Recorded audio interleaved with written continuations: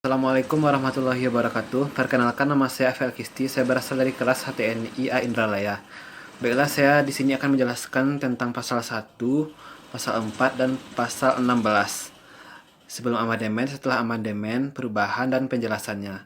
Kita mulai dari pasal 1. Sebelum amandemen. Negara Indonesia ialah negara kesatuan yang berbentuk setelah amandemen. Satunya, negara Indonesia ialah negara kesatuan.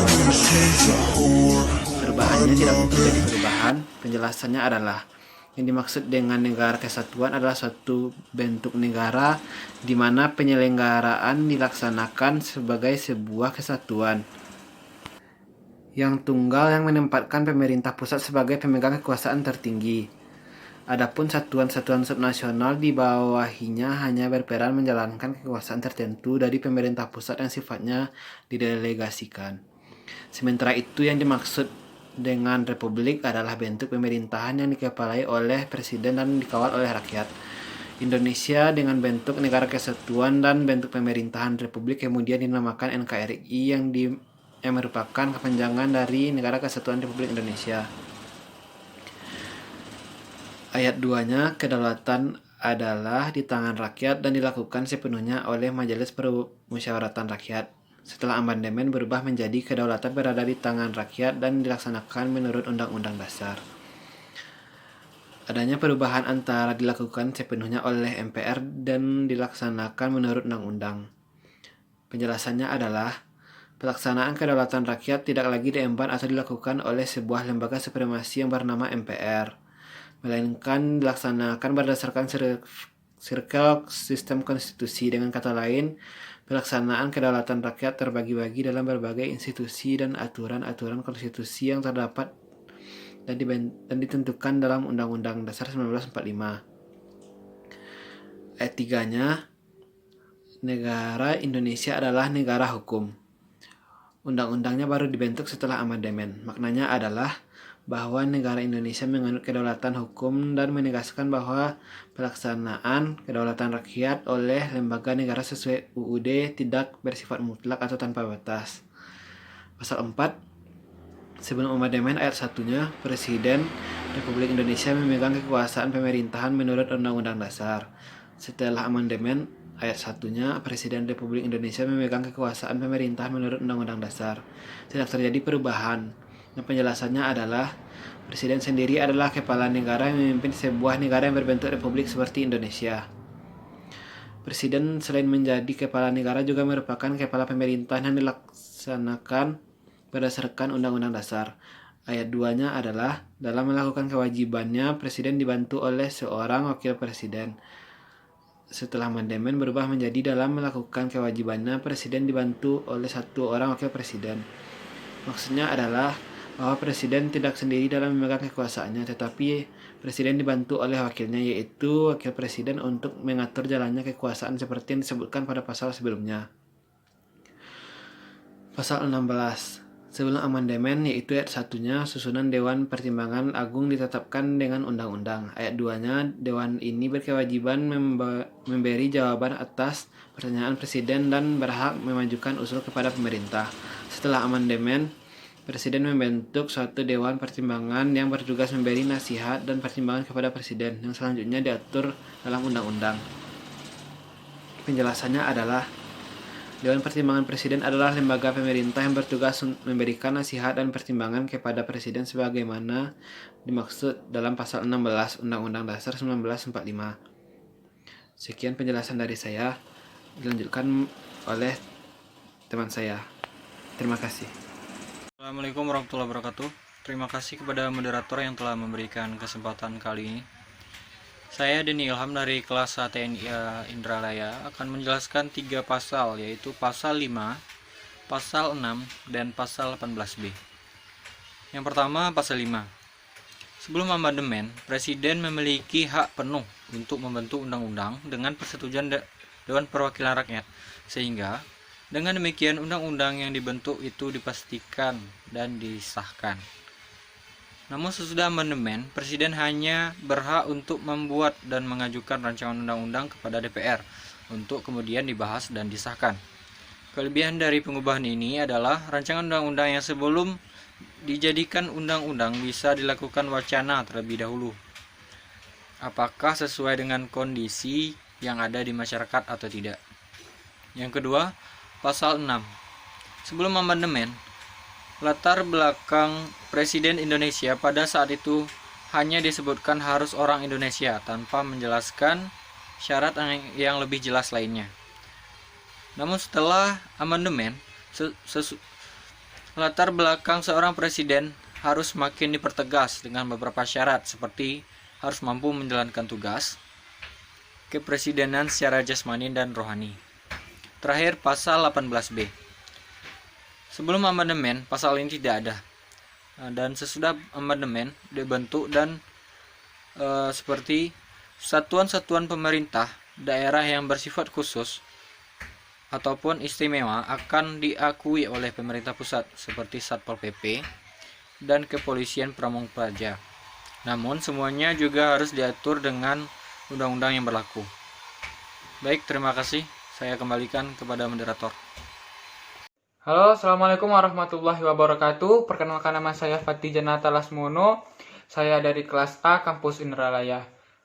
Pada kesempatan saat ini saya akan membacakan penjelasan serta pendalaman serta pengertian dari pasal 6A dan pasal 18A. Yang mana pasal 6A ini sebelum amandemen itu tidak terdapat dalam Undang-Undang 1945 sebelum amandemen. Tetapi setelah amandemen terjadi perubahan yang mana muncul ayat-ayat baru. Yang pertama, presiden dan wakil presiden dipilih dalam suatu pasangan secara langsung oleh rakyat. Yang kedua, pasangan calon presiden dan wakil presiden diusulkan oleh partai politik atau gabungan partai politik peserta pemilihan umum sebelum pelaksanaan pemilihan umum. Nah, penjelasan dan pendalaman pengertian dapat diambil. Presiden dan wakil presiden dipilih langsung oleh rakyat itu merupakan sebagai wujud negara berdemokrasi yang berarti bentuk atau sistem pemerintahan yang seluruh rakyat turut serta memerintah melalui pada ketentuan lebih lanjut, yaitu terdapat pada Undang-Undang Nomor 42 Pasal 9 Tahun 2008. Di situ dijelaskan. Mungkin bisa dilihat untuk lebih jelasnya. Nah, dalam pasal 2 itu dijelaskan juga dalam ketentuan lebih lanjut, tepatnya pasal 9 Undang-Undang Nomor 42 Tahun 2008. Bisa dilihat lebih lanjut juga di undang-undang selanjutnya, di undang-undang. Silakan dibuka undang-undangnya. Selanjutnya, ayat ketiga dari pasal 6A, yang mana pasangan calon presiden dan wakil presiden yang mendapat suara lebih dari 25% dari jumlah suara dalam pemilihan umum dengan sedikitnya 20% suara di setiap provinsi tersebar di lebih dari setengah jumlah provinsi Indonesia dilantik menjadi presiden dan wakil presiden. Nah, ini dapat didalamkan itu lebih lanjut terdapat dalam pasal 416 ayat 1 Undang-Undang Pemilu yang menyatakan pasangan calon terpilih adalah pasangan calon yang memperoleh suara lebih dari 50%. Dan selanjutnya itu bisa dilihat juga pada pasal 159 ayat 1 Undang-Undang Nomor 42 Tahun 2008 tentang pemilihan umum presiden dan wakil presiden. Selanjutnya itu ayat 4 dari pasal 6A yang berbunyi dalam hal tidak ada pasangan calon presiden dan wakil presiden terpilih, dua pasangan calon yang memperoleh suara terbanyak pertama dan kedua dalam pemilihan umum dipilih oleh rakyat secara langsung dan pemasangan yang memperoleh suara terbanyak dilantik sebagai presiden dan wakil presiden. Itu penjelasannya bisa dilihat itu pada pemilu 2009, maka menurut putusan MK nomor 50 2014 tidak berlaku syarat terkait sebaran. Dengan demikian pasangan dan cawapres yang memperoleh suara terbanyak dilantik sebagai presiden dan wakil presiden. Itu pendalamannya. Selanjutnya itu ayat 5 yang mana yang berbunyi tata cara pelaksanaan pemilihan presiden dan wakil presiden lebih lanjut diatur dalam undang-undang. Pendalamannya dapat dilihat dalam Undang-Undang Nomor 42 Tahun 2008 tentang pemilihan presiden. Selanjutnya saya akan membahas pasal 18A, yang mana pasal 18A ini sebelum amandemen tidak ada. Setelah amandemen muncul dua ayat baru. Yang pertama itu hubungan wewenang antara pemerintah pusat dan pemerintah daerah provinsi, kabupaten dan kota atau provinsi dan kabupaten dan kota diatur dengan undang-undang dengan memperhatikan kekhususan dan keragaman daerah, yang mana ini penjelasannya dapat lebih lanjut dilihat pada Undang-Undang Nomor 23 Tahun 2014 tentang pemerintahan daerah. Pemerintahan daerah menurut asas otonomi dan tugas pembentukan luasnya dan sistem dan prinsip Negara Kesatuan Republik Indonesia. Nah, selanjutnya itu yang nomor ayat 2, hubungan keuangan pelayanan umum pemanfaatan sumber daya alam dan sumber daya layanan antara pemerintah pusat dan pemerintah daerah diatur dan dilaksanakan adil dan selaras dengan undang-undang, yang mana itu penjelasannya lebih lanjut terdapat dalam undang-undang yang mengatur tentang pemerintah pusat dan pemerintah daerah. Di antaranya Undang-Undang Nomor 32 Tahun 1956, Undang-Undang Nomor 25 Tahun 1999, Undang-Undang Nomor 33 Tahun 2004, Undang-Undang Nomor 33 Tahun 2004, dan seterusnya itu dapat dilihat Undang-Undang Nomor 20 Undang-Undang Nomor 126. Undang-Undang Nomor 33 Tahun 2004 tadi. Ya, mungkin sekian yang dapat saya sampaikan. Saya akhiri, wabillahi taufik walhidayah. Wassalamualaikum warahmatullahi wabarakatuh. Assalamualaikum warahmatullahi wabarakatuh. Saya Marjan Fuadi dari kelas HTNIA Indralaya. Di sini saya menjelaskan sistem pemerintahan sebelum dan sesudah amandemen Undang-Undang 1945 pasal 7B. Di sini saya mengambil ayat 3, 4, 5, 6, dan 7. Sebelum amandemen, pasal ini belum ada. Jadi pasal ini adanya setelah amandemen. Jadi bisa dikatakan tidak ada perubahan yang terjadi. Dalam ayat 3, pasal ini mengatakan pengajuan permintaan Dewan Perwakilan Rakyat kepada Mahkamah Konstitusi hanya dapat dilakukan dengan dukungan sekurang-kurangnya 2/3 dari jumlah anggota. Ayat 4, Mahkamah Konstitusi wajib memeriksa, mengadili, dan memutuskan dengan seadil-adilnya terhadap pendapat Dewan Perwakilan Rakyat tersebut paling lama 90 hari setelah permintaan. Ayat 5, apabila Mahkamah Konstitusi memutuskan bahwa Presiden atau Wakil Presiden terbukti melakukan pelanggaran hukum berupa pengkhianatan terhadap negara, korupsi, penyuapan, tindak pidana, dan perbuatan tercela, maka Dewan Perwakilan Rakyat menyelenggarakan sidang paripurna untuk memutuskan usulan pemberhentian tersebut. Ayat 6, Majelis Permusyawaratan Rakyat wajib menyelenggarakan sidang untuk memutuskan usul Dewan Perwakilan Rakyat tersebut paling lambat 30 hari sejak Majelis Permusyawaratan Rakyat menerima usul tersebut. Ayat 7, keputusan Majelis Permusyawaratan Rakyat atau MPR atas usul pemberhentian Presiden atau Wakil Presiden harus diambil dalam rapat paripurna Majelis Permusyawaratan Rakyat yang dihadiri oleh sekurang-kurangnya 3/4 dari jumlah anggota dan disetujui oleh sekurang-kurangnya 2/3 dari jumlah anggota yang hadir.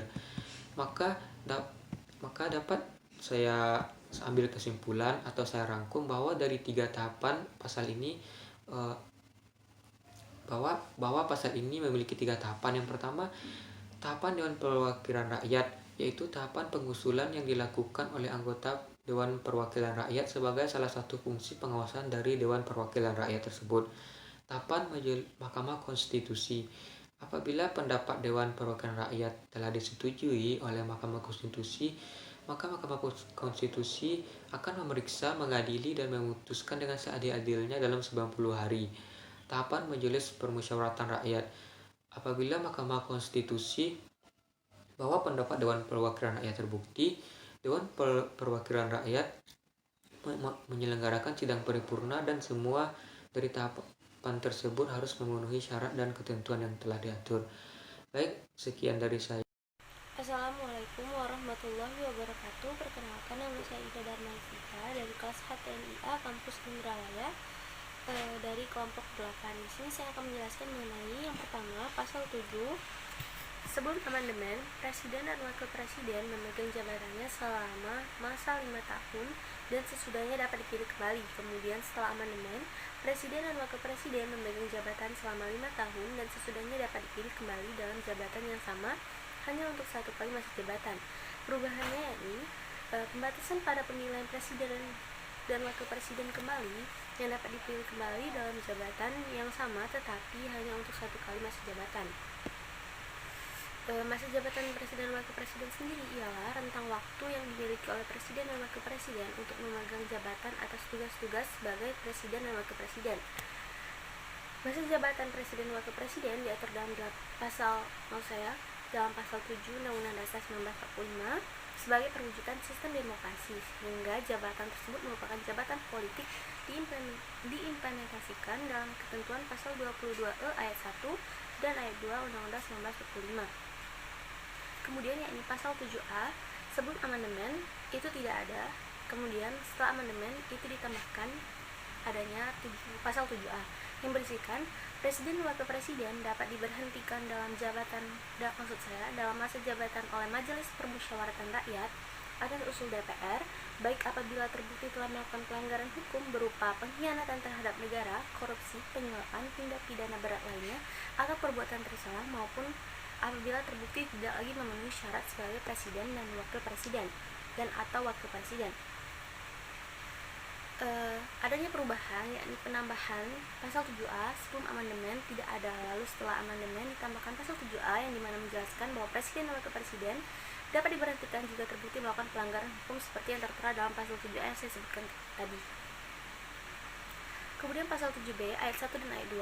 Yang pertama ayat 1, adanya perubahan yakni pada sebelumnya pada Undang-Undang 1945 sebelum amandemen tidak ada, kemudian setelah amandemen diadakan, maksud saya ditambahkan pasal 7B ini yang berisikan usul pemberhentian presiden atau wakil presiden dapat diajukan oleh Dewan Perwakilan Rakyat kepada Majelis Permusyawaratan Rakyat hanya dengan terlebih dahulu mengajukan permintaan kepada Mahkamah Konstitusi untuk memeriksa, mengadili, dan memutus pendapat Dewan Perwakilan Rakyat bahwa presiden dan atau wakil presiden telah melakukan pelanggaran hukum berupa pengkhianatan terhadap negara, korupsi, penyuapan, tindak pidana berat lainnya, atau perbuatan tercela, dan atau pendapat bahwa presiden dan atau wakil presiden tidak lagi memenuhi syarat sebagai presiden dan atau wakil presiden. Kemudian adanya perubahan pada pasal 7B ayat 2, yakni sebelum amandemen itu tidak ada, tetapi setelah amandemen itu ditambahkan yang berisikan pendapat bahwa DPR bahwa presiden dan atau wakil presiden telah melakukan pelanggaran hukum tersebut ataupun telah tidak lagi memenuhi syarat sebagai presiden dan atau wakil presiden adalah dalam rangka pelaksanaan fungsi pengawasan Dewan Perwakilan Rakyat. Terkait dengan fungsi pengawasan DPR, DPR memiliki tugas dan wewenang. Yang pertama, melakukan pengawasan terhadap pelaksanaan undang-undang, yakni telah jelas bahwasanya setelah amandemen DPR dapat mengajukan kepada MK apabila presiden atau wakil presiden terbukti melakukan tindak pelanggaran pidana ataupun perbuatan tercela. Mungkin sekian dari saya, akan dilanjutkan oleh teman saya. Terima kasih. Assalamualaikum warahmatullahi wabarakatuh. Perkenalkan, nama saya Muhammad Zulkarnain dari kelas A HTNI Kampus Indralaya. Di sini saya akan menjelaskan tentang pasal 7C dan pasal 8 ayat 1 dan ayat 2 tentang perubahan sebelum dan sesudah amandemen. Di sini pada pasal 7C sebelum amandemen bahwa presiden tidak dapat membekukan atau membubarkan Dewan Perwakilan Rakyat. Lalu setelah amandemen pun tetap sama. Dijelaskan bahwa pasal 7C presiden tidak dapat atau membubarkan Dewan Perwakilan Rakyat. Di sini saya akan menjelaskan kenapa presiden tidak dapat membubarkan Dewan Perwakilan Rakyat. Pertama, karena posisi presiden sebagai kepala negara sekaligus kepala pemerintahan, sehingga posisi presiden kuat dan mandiri.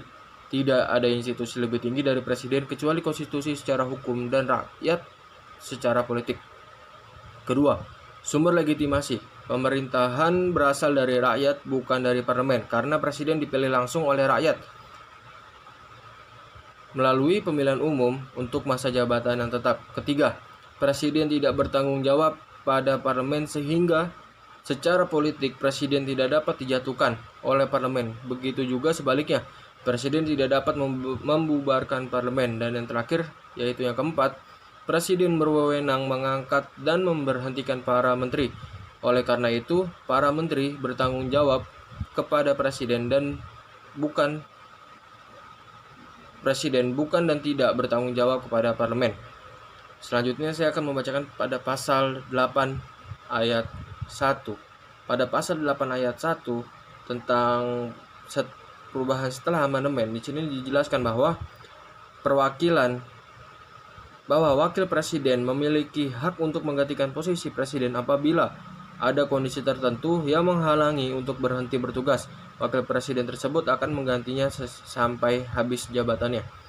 Lalu sesudah amandemen, wakil presiden tidak berhak menggantikan posisi presiden dalam menjalankan tugasnya sampai masa presiden yang mangkat itu habis, bukannya sampai masa seumur hidup. Di pasal 2 tetap masih sama dengan pada penjelasan setelah amandemen, yaitu apabila terdapat keadaan di mana presiden dan wakil presiden secara bersama-sama tidak dapat melaksanakan kewajibannya, maka pelaksana tugas kepresidenan yang terdiri dari Menteri Luar Negeri, Menteri Dalam Negeri, dan Menteri Pertahanan berkewajiban melaksanakan tugas kepresidenan untuk sementara. Sedangkan MPR diberi hak selambat-lambatnya 30 hari untuk melakukan sidang dalam penentuan presiden dan wakil presiden baru dengan calon yang diusulkan oleh dua partai politik yang menduduki posisi 2 dan 3 pada pemilihan umum sebelumnya. Calon presiden dan wakil presiden yang terpilih itu nantinya akan bekerja sama selama masa jabatan presiden yang berhalangan sebelumnya. Lalu pada pasal 8 ayat 1 dan ayat 2 sebelum amandemen itu tidak ada perubahan. Nah, di sini saya akan menjelaskan bahwa jika presiden sebagai kepala negara berhalangan atau tidak bisa sama sekali untuk memimpin negara atau bangsanya, maka wakilnya pun berhak untuk menggantikannya sebagai kepala negara. Mungkin itu saja yang dapat saya sampaikan, kurang lebih mohon maaf. Saya kembalikan kepada moderator. Assalamualaikum warahmatullahi wabarakatuh. Perkenalkan, nama saya Natia Revina Pertiwi dari kelas AH TNI Indralaya. Di sini saya akan menjelaskan tentang pasal 9 dan pasal 10. Pada pasal 9 terdapat satu ayat sebelum adanya amandemen, yaitu ayat pertama yang berbunyi, sebelum memangku jabatan, presiden dan wakil presiden bersumpah menurut agama atau berjanji dengan sungguh-sungguh di hadapan majelis pemusyawaratan rakyat atau dewan perwakilan rakyat. Lalu setelah perubahan terdapat penambahan satu ayat yang berbunyi, jika majelis pemusyawaratan rakyat atau dewan perwakilan rakyat tidak dapat mengadakan sidang, presiden dan wakil presiden bersumpah menurut agama atau berjanji dengan sungguh-sungguh di hadapan pimpinan majelis pemusyawaratan rakyat dengan disaksikan oleh pimpinan Mahkamah Agung. Penambahan satu ayat ini dimaksud untuk menghindarkan terjadinya problem ketatanegaraan apabila MPR atau DPR karena satu dan lain hal tidak dapat menyelenggarakan sidang. Lalu pada pasal 10 tidak ada penambahan ayat. Pasal 10 berbunyi, presiden memegang kekuasaan yang tertinggi atas angkatan darat. Assalamualaikum warahmatullahi wabarakatuh. Perkenalkan, nama saya Taufikur Rahman dari kelas HTNIA Kampus Indralaya. Baiklah, di sini saya akan membacakan hasil yang telah saya baca, yang telah saya cari, yaitu tentang materi, makna dan penjelasan tentang Undang-Undang Dasar 1945. Baiklah, yang saya bahas adalah saya mendapatkan bagian itu pasal 13. Yang pertama bunyinya, presiden mengangkat duta dan konsul. Ini tidak ada terjadi perubahan pada pasal yang sebelumnya, pada ayat yang sebelumnya. Maksudnya di sini adalah presiden bisa mengangkat duta dan konsul dari negara lain sebagai perpanjangan tangan negara lain kepada di Indonesia. Selanjutnya ayat 2-nya, dalam hal mengangkat duta, presiden memperhatikan pertimbangan dan perwakilan rakyat. Di sini adanya perubahan yang terjadi pada ayat ini dari ayat yang sebelumnya. Maksudnya di sini adalah dalam mengenai masalah duta dan konsul, presiden harus memperhatikan pertimbangan Dewan Perwakilan Rakyat karena dinilai nanti kalau apabila presiden memperhatikan pertimbangan Dewan Pertimbangan Rakyat, maka akan adanya transparansi dalam mengangkat duta dan konsul. Juga apabila terjadinya kesalahan duta dan konsul, maka presiden tidak bisa disalahkan karena telah adanya konsolidasi antara presiden dan DPR dalam mengangkat duta dan konsul. Selanjutnya ayat 3, presiden menerima penempatan duta negara lain dengan memperhatikan pertimbangan presiden. Di sini inilah ayat baru yang ada setelah Undang-Undang Dasar amandemen. Maksudnya di sini, dalam hal penempatan, Presiden harus meminta pertimbangan Dewan Perwakilan Rakyat karena mengingat pentingnya hal tersebut. Selanjutnya saya akan membacakan pasal 14. Yang pertama yaitu Presiden memberikan gerasi rehabilitasi dengan memperhatikan pertimbangan Mahkamah Agung. Di sini terjadi perubahan pada ayat ini. Sebelumnya Presiden tidak perlu memperhatikan pertimbangan siapapun dalam memberikan tiket tersebut. Makna di sini adalah Presiden sebagai kepala eksekutif dalam memberikan gerasi, amnesti, dan abolisi harus memperhatikan Mahkamah Agung sebagai lembaga di bidang peradilan, yang mana nantinya diharapkan berdasarkan pertimbangan tersebut Presiden memberikan gerasi, abolisi, dan amnesti tepat sasaran. Selanjutnya ayat 2, Presiden memberikan amnesti dan abolisi dengan pertimbangan Dewan Perwakilan Rakyat. Di sini Dewan Perwakilan Rakyat memberikan pertimbangan dalam pemberian hak tinggal tersebut karena berdasarkan pertimbangan politik. Oleh karena itu DPR sebagai lembaga perwakilan rakyat